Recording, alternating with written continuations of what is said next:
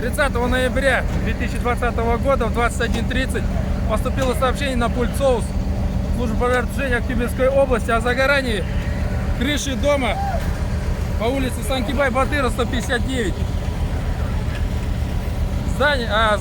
По прибытию к месту вызова было обнаружено загорание крыши чердачного помещения на площади 200-250 квадратных метров.